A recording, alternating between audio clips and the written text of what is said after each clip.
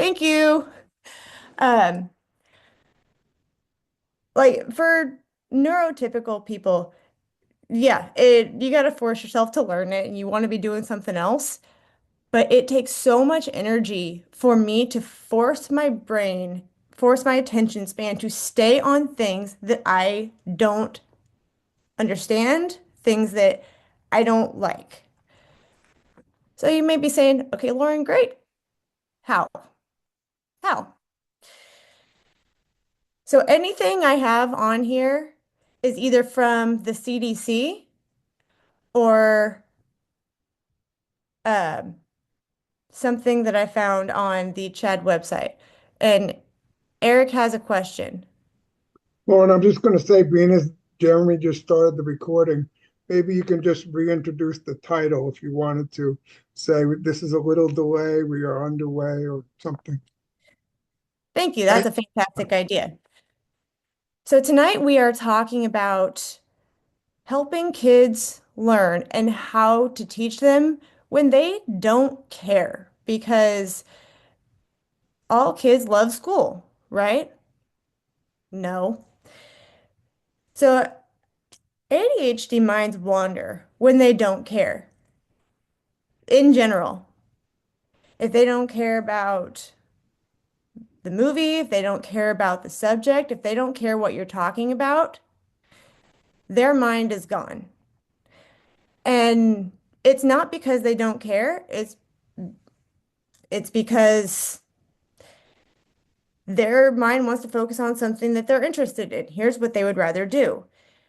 And it makes it really hard to concentrate on subjects like especially going through school. If it's general subjects like history, I don't really care about history. Couldn't tell you hardly anything that happened in history. I hate math. Um, it is a massive struggle to these days, and my husband will say, please don't ask her about numbers because she doesn't know. He's right. But like this says, we use twice as much energy to make ourselves pay attention and learn it. So think about that when it's at the end of the day, your kid is exhausted after a full day of stimulation, sports, whatever else, and all of a sudden they got to go work on this subject that they really don't like in the first place. Like that is a thing because I can tell you when I was growing up, when I had to practice flashcards or learn something, if I was done, it didn't matter if I had incentive, I didn't want to do it. And I started throwing fits. I got a bad attitude because my mind was done. I was mentally exhausted. So, how do we reframe thinking? How do we reframe how to think about all of the bad traits that people associate with ADHD? Hyperactivity is like, the thing with ADHD. It's in the title, right? Um, Restless. I am restless. My entire family is restless.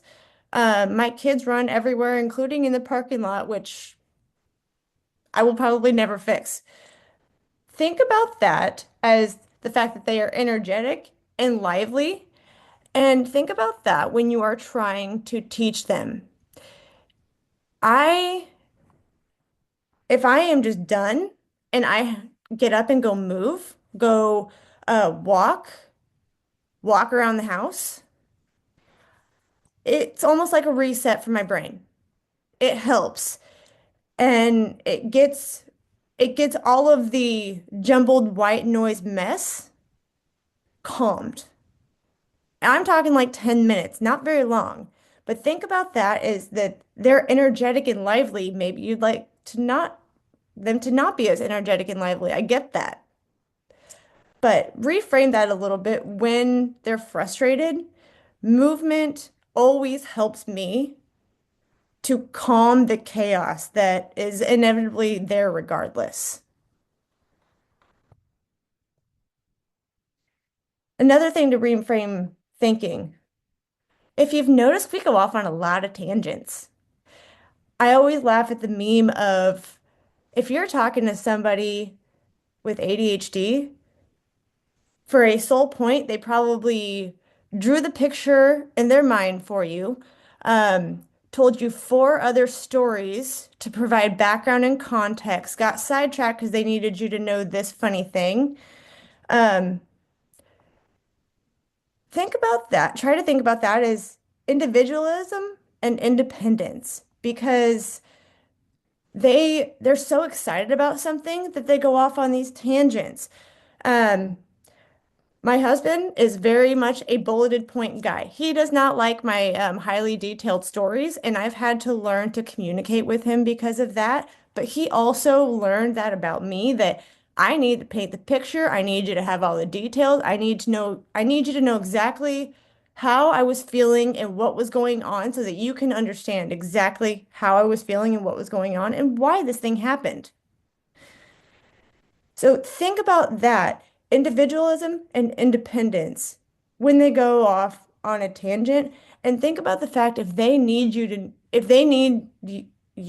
to visualize, or if they're trying to get you to visualize what was going on because they're excited about it or whatever reason. Forgetful. Anybody have a problem with this? I do. I leave everything everywhere and I forget my purse with my keys in it to go take my kids to school most days of the week. They are highly absorbed in their own thoughts. They are thinking about what they're going to tell somebody later. They are thinking about um, my, what did my son tell me? Um, some random earth fact today. And I'm like, where did that come from? And he was like telling me these nice facts.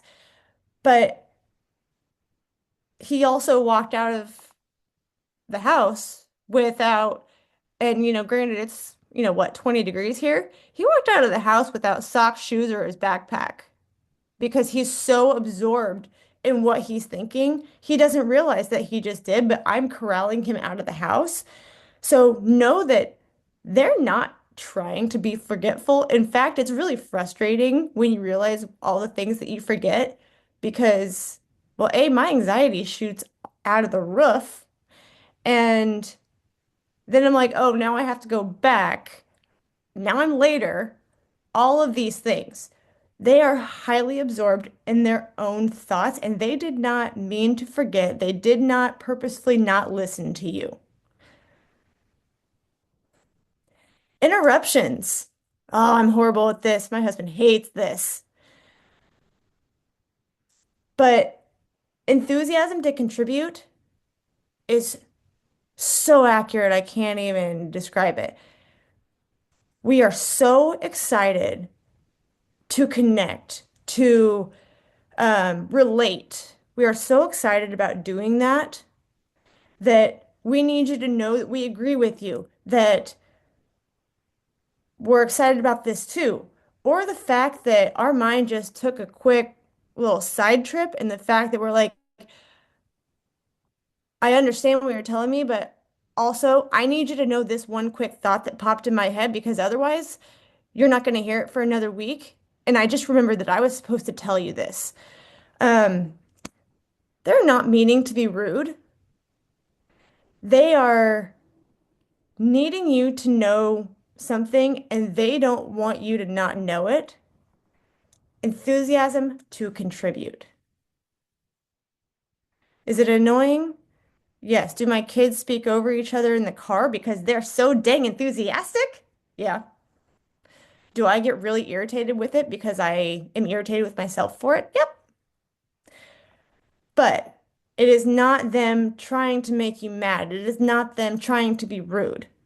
It is that their brain is going so fast and it just slips out of their mouth before they honestly knew that they did. Sloppy. It takes so much effort to complete a task. I was joking with somebody the other day because my husband's like, will you please finish something? And I'm like, well, I will. It may not be on your time frame or today, but I will. Sloppy is progress, right? Um, again, this can look different, and not everybody has this. My husband might call me sloppy sometimes because I'm in such a hurry that I'm throwing things all over my closet. And please don't look at my desk because it's shooting his anxiety through the roof. My desk is a mess because here's all the things that I need to remember. Um, Also, the dog's medications are sitting there because I need to reorder those. My my planner that never leaves my sight is there because I got to remember to schedule the 7-year-old checkup that I've been meaning to schedule for 2 weeks. We are trying, and my husband likes to ask me if this is going to sit here forever, and I'm like, no, no, it's not. I will get to it eventually, but if you put it away, it won't get done. So just remember that. Um,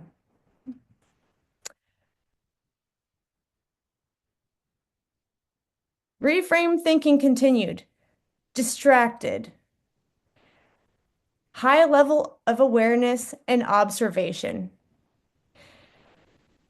My husband could be talking to me in the car. I have zero idea that he's talking, and I'm thinking about the meeting that I've got to go have. I'm thinking of the 18 things on my to-do list and the fact that I haven't submitted my grocery order yet. But he thinks I am not listening to him.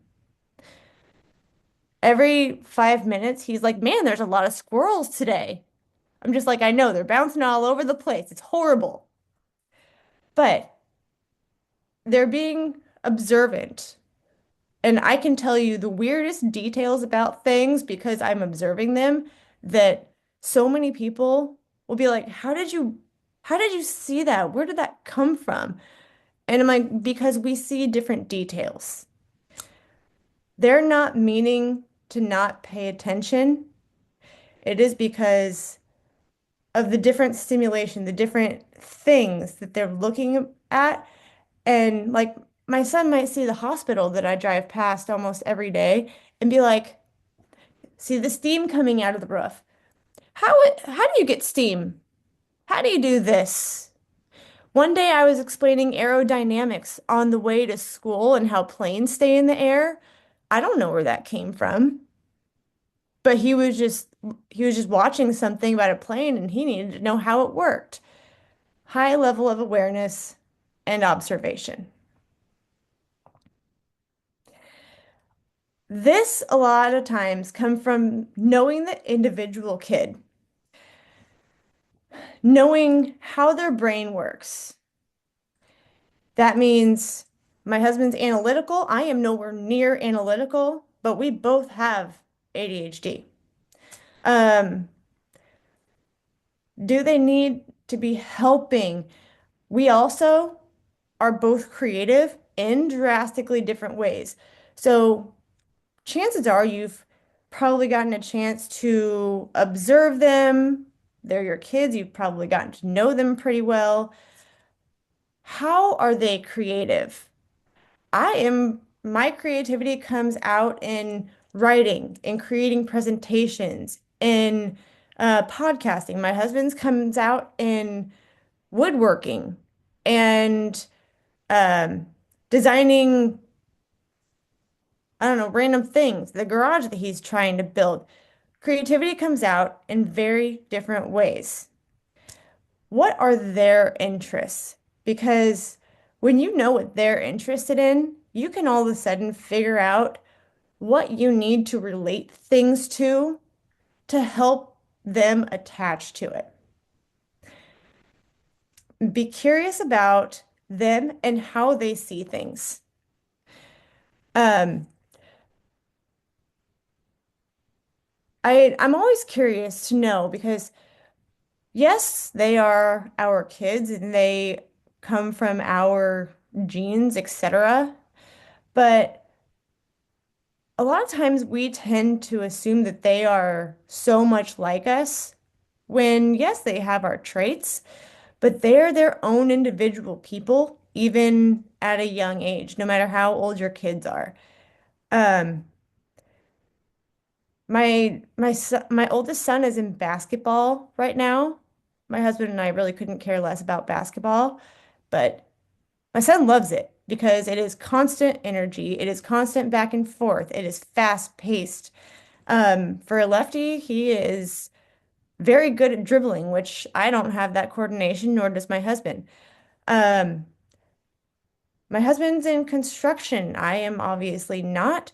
My kids are obsessed with fishing, Legos, and Pokemon. I don't give a crap about any of that stuff, but you know what? I know what they're interested in. So I know how I can start relating things to them. Even if it's not your interest, even if you don't care about it, that's how you're going to help them somehow, whether in lots of different forms or fashions. But my oldest son is very, very analytical, math based. I have to tell him things in a very different way than I tell my 5-year-old because um, he's a he's a little bit analytical, but not much. I have to teach them things in very different ways. My oldest son's also a very large introvert, and so I have to pay attention to them, their energy, when I can tell that they are done, and how critically they're already thinking. My 7-year-old thinks a few years beyond what his comprehension should be. So the standardized stuff doesn't always fit ADHD kids, and it'll be on different spectrums. Levels, you all know what I'm talking about. Um, Assignments and tasks. So this is courtesy of the CDC. I copied and pasted it straight from them. These are suggestions. Um, some things that may be obvious to you may need some more detail to them. My anxiety used to be so high that I did not want to raise my hand and tell the teacher that I didn't understand what she was talking about or what the directions were. Also, I zoned out when she was telling me, so I have absolutely no idea what she asked me to do. Ask them specifically, what did I just tell them to do? And provide choices, but not much. If you give me 4 choices, I only heard the first two. I didn't hear the other ones. You need to do that later because I forgot those two. Not because I wasn't listening, because my brain immediately went to these are the 2 things I need to get done. I didn't hear the last two. Um, they're going to be able to take things in different ways, whether it be a picture, whether it be words, whether it be a hands-on project. I am a hands-on learner. If you ask me to look at a spreadsheet, it makes me want to cry. Make sure the assignments are not long and repetitive. Oh God, I can't stress this enough. Long is bad. Kids have short attention spans as it is. Yeah, I'll leave it at that. Um, and allow breaks. And it'll depend on the kid, but my kids right now, I don't know how I did it, sitting in my chair during grade school and just, well, I can tell you what I did. I sat there and played with my hair, but it was crazy.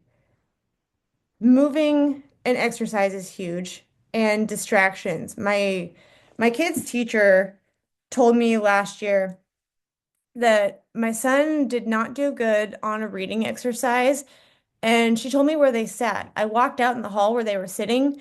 There are colors everywhere, there's signs, everything. There's people walking around. Yeah, I would have failed that reading test too. Because I want to look at the science. I want to see the colors, minimal distractions. And then organizational tools, that really depends on the kids. Homework folder, yes. My kids forget their homework folder 90% of the time, and they don't bring it home for 3 days because they forgot it somewhere at school. Their brains are going too fast. They don't mean to, and they legitly do not remember where they put it.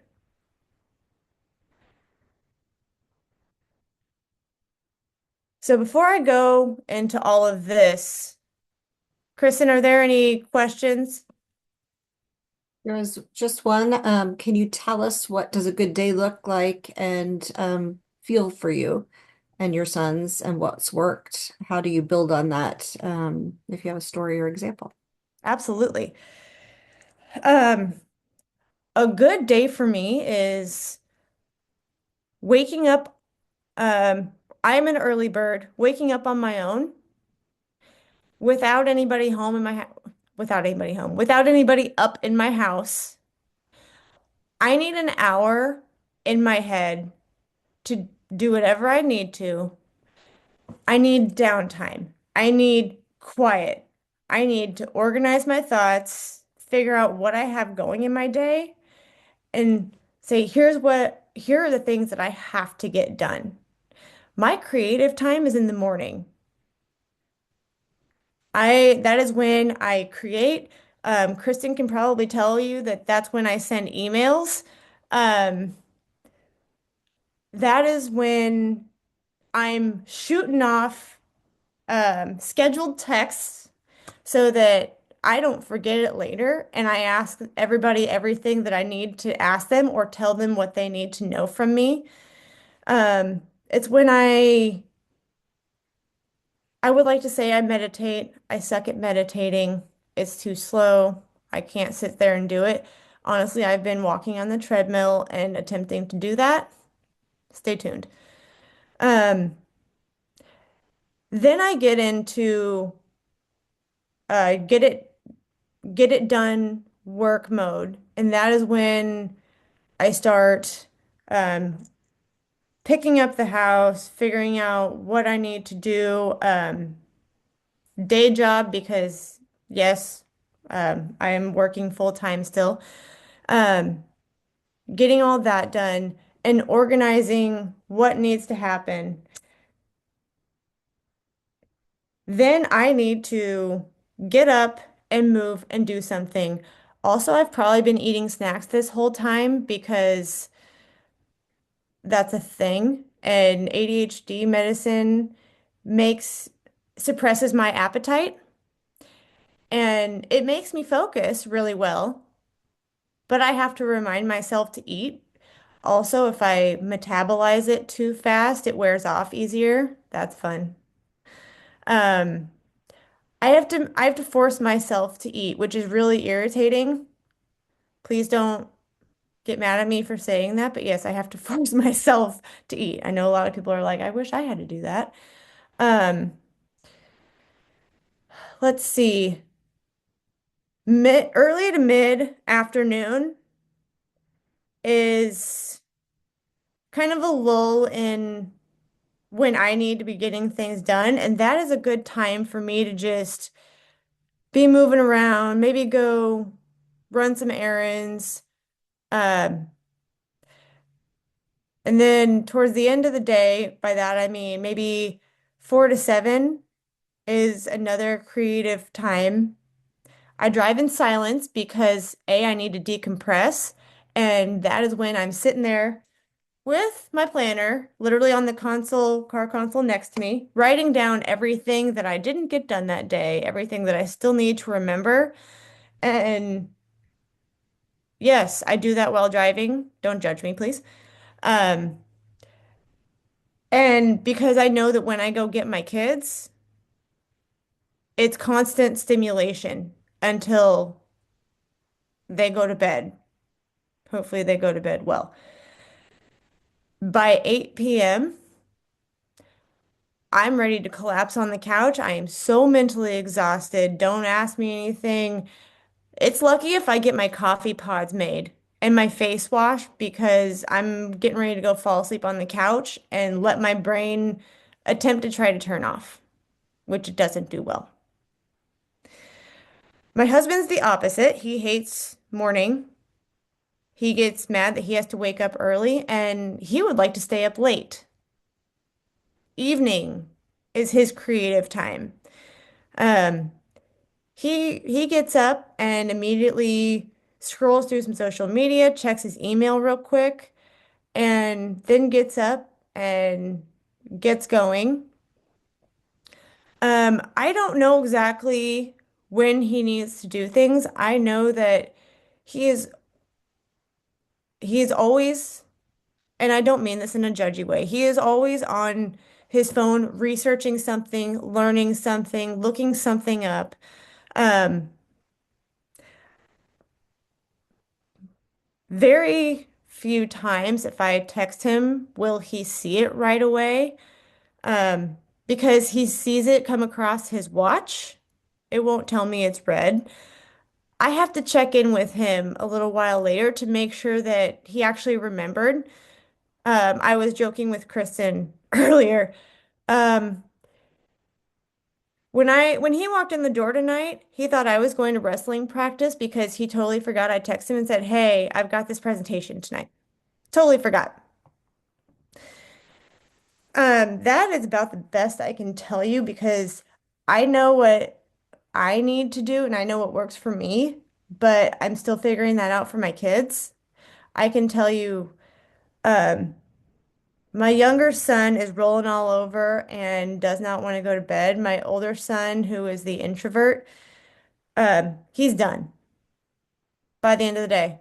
Everybody has been talking and he has been holding it together. He's done. Don't talk to him. He needs to go find something to zone out. Um, as far as back to the slides, finding the root cause. These are some things that I wish people would know about myself.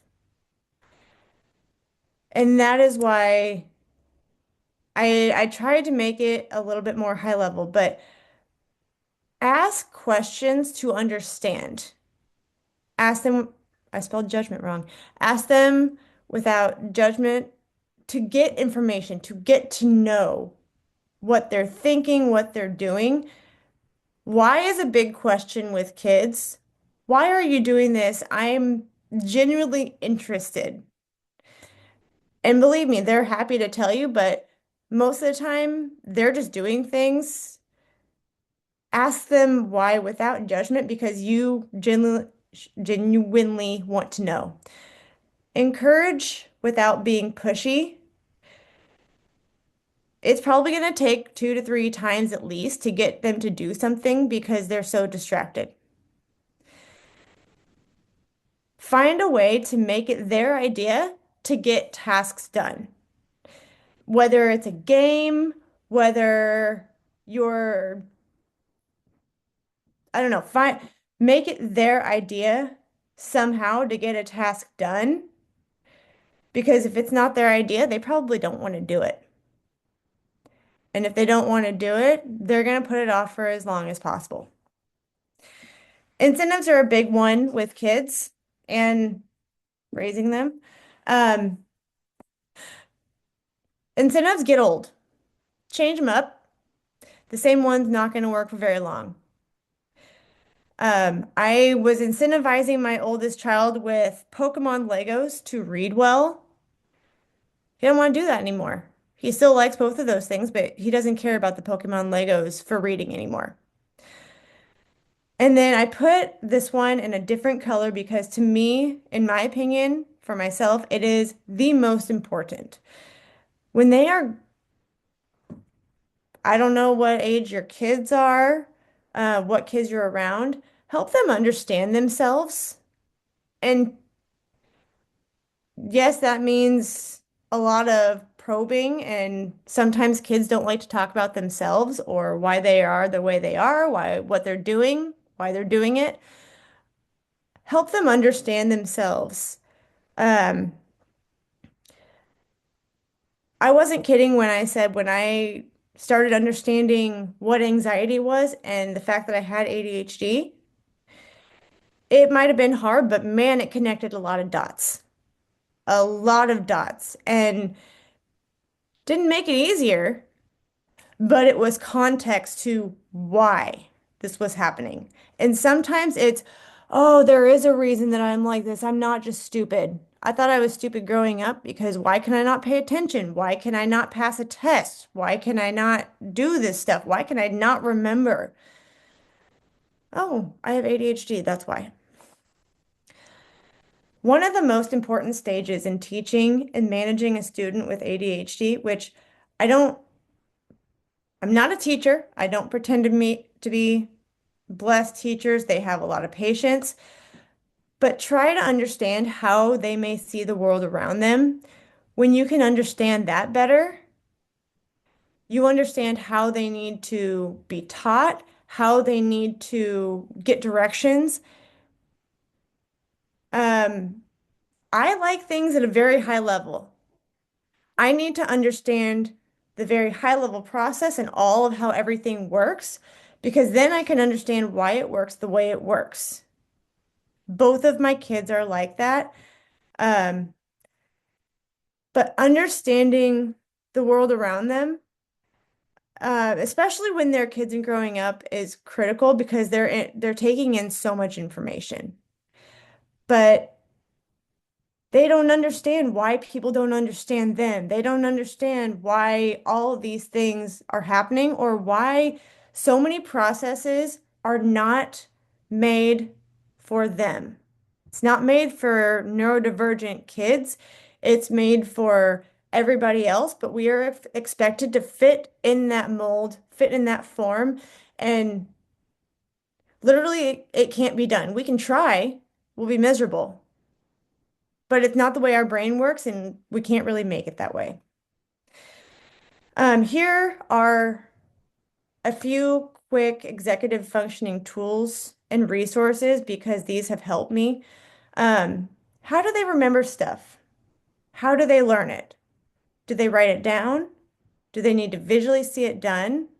Maybe all of these. I'm an all of these person. I have to write it down, see it, and we won't talk about how many reminders I have in my phone. This, that should be a link if you can click on it. Um, I loved this because somebody asked me if I was inattentive or attentive, and I had absolutely no idea what that answer was or what the difference was. I knew I had ADHD.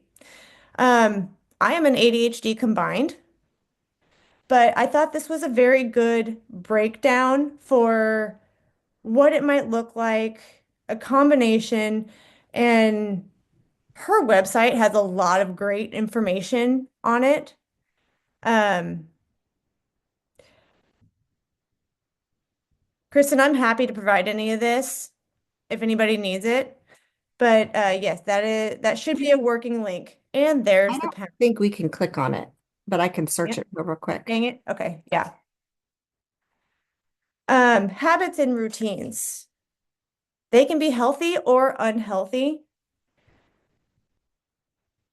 Some of the healthy ones, or some of the unhealthy ones, it is what it is. Um, I eat ice chronically because it helps calm down my nervous system so that I can function. I can guarantee you my dentist hates that, but it's what I got to do. Help them set up routines for success and help them invite them in that process. Ask them if they want to do it with you. And here they come. Hi, guys. Systems, color code. Here are my boys. Um, this is Cooper. Luke's on the side here. Color code. I like color coding. It helps my brain remember what's what, and my brain starts associating certain things with that color. So if I have if I have certain tasks and it's color coded, I might say, oh yeah, that's urgent. That's not as urgent, or that's for family, that's for school. Lots of different things like that. Setting up a morning and evening routine. This one sets out his clothes in the bathroom for the morning because if they're in his room, all of his Legos, it's focusing on you, buddy. There we go. Sorry. All of his Legos get played with instead of him getting dressed. And this has been a newer one that has been successful. Setting calendar reminders to take a break, putting homework where it needs to go early. Thank you, Kristen. She put that in the notes. Um, Apps with reminders, shared lists and calendars. My husband and I live by these because otherwise we have no idea what's going on with the other one. Um, Visuals. I have to have visuals. I can't stress that one enough. Um, and then in encouraging your kids to connect information with context being presented. I thought this was a funny example. Um, I relate a lot of things to Legos and fishing. A lot of things. Hey, Luke, if you had 5 fish and 2 of them jump back in the water, how many fish do you have now? Get creative with how you do that. Yes, I can email out the presentation. Absolutely. Um, Legos, building structures, the process in which he does it, all of those kinds of things, the entire activity, get creative in how you relate them. And so that is all I have. We have 10 minutes left. I, what questions do you have for me? I am very open and vulnerable. So if it's about me, routines, anything like that, shoot them at me. There's one in the chat box. Do you think there's anything specific a parent could do that's unique to raising a girl with ADHD that would be helpful? Um, so I will tell you, the psychiatrist, whichever one they are, um, said a lot of girls, and actually, I think on the website that graphic came from is a very good description of ADHD in boys versus girls. Just throw that out there. Um, Girls don't tend to be as hyperactive and going crazy as boys are, like rolling all over the place and just like literally running all over the place. And so it's misdiagnosed and it's not caught a lot. I used to be sitting in my chair, just zoning out, playing with my hair, looking around the room. Nobody would have thought about that. They would have thought I was just not paying attention. There are some things that are more common in girls that will help.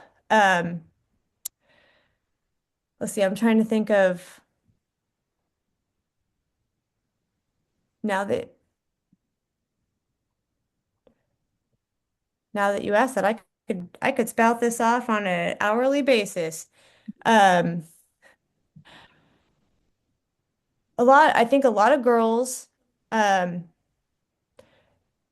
don't want to ask the questions, but that's going to be if I'm trying to diagnose myself as a kid, um, it would be the forgetting, the probably a short temper. I get overstimulated really easy, and just being, I mean, anxious and worried is anxiety, yes, but um, a lot of, Kristen, I don't know if you know the numbers for this, but I think a very vast majority of ADHD people also have anxiety or some other condition. I don't like that word, but some other condition that adds another wrench to the plan. I know many, many adults who are treated by specialists, therapists, psychiatrists, or maybe Yeah. their family doc, but treated for anxiety for years with Yeah. therapy and medications who don't get better until finally someone suggests, hey, maybe it's ADHD. And then they get diagnosed because back in the day, so many people did not get recognized, Yeah. especially women who tend to present Yeah. more as girls who are just daydreaming and Yeah. not really behavioral issues. Boys Yes. tend to manifest more of the hyperactive kind of stuff. And so they get identified sooner, and teachers are telling parents to go get Yeah. tested because of this. Um, I really like, there's a website called Child Mind, and I'm just putting a thing in the chat box with a link about how it presents differently in girls. The authors of that are all pretty well known in the ADHD world and write a lot and talk a lot about ADHD in girls. Yeah. The other thing I would say is I I tried so hard to fit in with all of my friends, what they were doing, what I thought I was supposed to be, what I thought I was supposed to be doing, that it honestly, I didn't want to be different. And I didn't realize why I didn't fit in. Like, I could try to fit in with all these different groups, and I could do it. I could generally mask myself and do it kind of easy, but I didn't necessarily care what they were doing, or I didn't want to stay there, or um, there was a lot of different things where I'm like, I could take it or leave it. And I just didn't really understand myself why I could relate to all these different people. And so a lot of things I did was very surface level instead of um I had a couple of like deep friends, but I could fit in just about anywhere if I needed to. And I was, instead of figuring out what I actually liked and what I enjoyed, you can see my kids loving the screen now and masking me.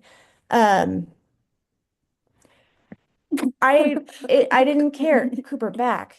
I didn't I didn't think about what the heck do I actually like. I did what I thought that I was supposed to do. Stop. I hope that helps. Oh, well, Lauren, there was two things in your nice talk tonight that I noted down that I particularly liked. Okay, hang on. And I think you made a very genuine, very moving, kind of a genuine, honest sharing of your circumstances and how to There you manage go. Now they can situations see you. on a family and stuff. But when you said you were riding in the car in the middle of the day and you had your journal open on the dashboard, it reminded me of something I do. I have an old-fashioned index cards in a spiral book of 50. And Yeah. I remember you said you wrote down things you didn't do. I Yep. had a problem. I had a problem of getting down to the end of the day and feeling negative. So Yep.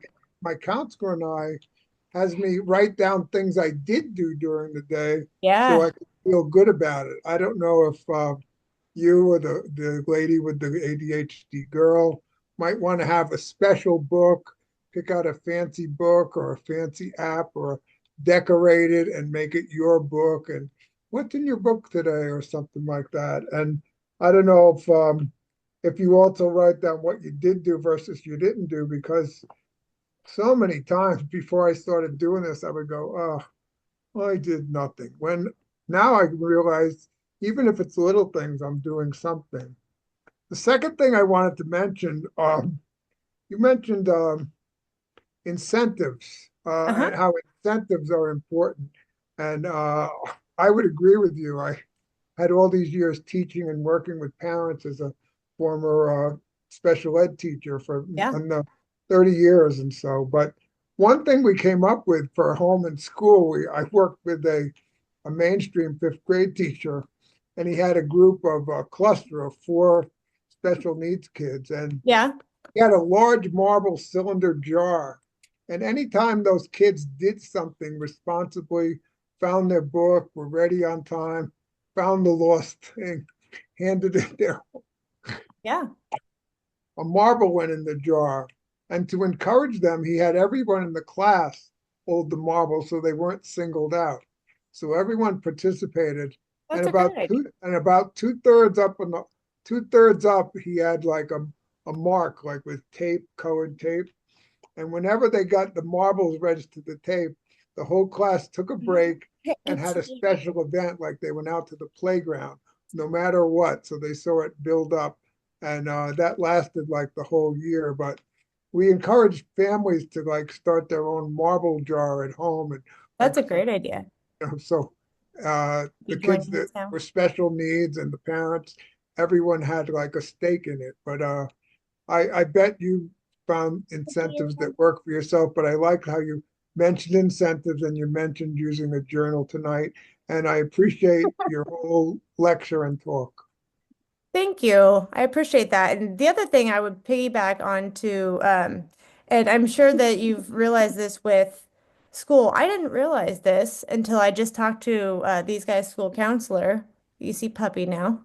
Um, is that you can put in a 504 in school of I was told that when teachers want to take away recess, that is literally like the worst thing that they can do for ADHD kids. Literally the worst thing they can do. It's going to make ADHD behavior much worse.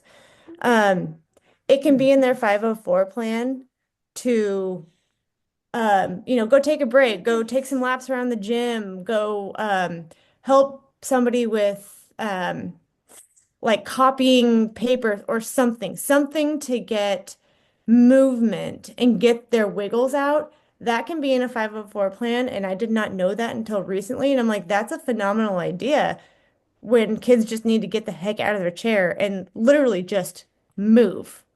So, an added something or other if you didn't know that.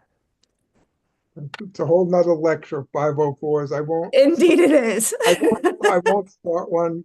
Christian will disbar me if I go in there, but further, yeah. Well, thank you very much for everything. There are several people in the chat who have posted thanks. I don't think I've seen any more comments or questions rather. So does anybody else have any questions for Lauren? She covered it all. I hope it wasn't totally word vomit. Um, I was going to try to share my screen again, but that button is gone. Do I need to give you back access? Is Oh, that maybe. I'll just say, Kristen, if you, Lauren, if you want to do it again, I run the Southeast Florida chapter, and maybe I can have you do this an update and lecture to our group. We're rather small. We don't know who'll show up, but we live in the shadow of the great Kansas City chapter, and my Mount Rushmore, Jeremy Didier and her team and everything. You guys, you got an amazing team. I'm always glad to join you, and maybe Lauren, if you're in the mood to talk, time is right, and the year goes along, I can connect I with would you. be honored. I will, if it's okay with Lauren, share her contact when I Yep. post our newsletter, and we'll put the slides in there as well as this recording. And I can't share slide. I was just going to promo next month's talk is going to be neurodivergent adulting, preparing for life after high school. It So if says you're the host. I don't know older why. kids, or if you are a young adult who is struggling with trying to figure out how to live as a neurodivergent adult, it should be a good talk. Yep. And Yeah, thank you Kansas guys for City is joining. Kansas City is on a roll with your talk, no doubt about it. You guys want to say bye? Every, It is good to share with other groups though. So Yes, absolutely. happy to do everybody, that. everybody stay well. And we do have one last comment. My son gets in his head and tells himself how horrible things are going to be. He wakes up in the morning, starts complaining about how long the school day will be. When I try to get him to do homework, he Yep. complains that it's all hard, will take too long. I struggle Yep. with him getting his changed his mindset. This is like one of the examples that I give when I'm doing a class. Oh, that's like exactly how I felt growing up. Like, Mhm. well, and these guys have both told me that like they don't want to go to school because they're bored. I get it. And I don't know how to solve that. I wish I did. Trying to make it engaging. Like you said, you bring things in with Legos and fishing Yeah. to try to make it more fun, and hopefully teachers get on that too. Yep. Or you can give them something that makes them feel important. Like Yeah. they get to be the line leader today, or they get to be Yeah. the person that, does whatever. Uh, Yeah. those things make them feel important. Yep. So assigning those jobs around, you just have to get the teachers to get on board with that. Yep. Be really Absolutely. helpful. Well, Uh, thank you for coming, everybody. Thank you. Bye, everyone. Bye. Bye, puppy.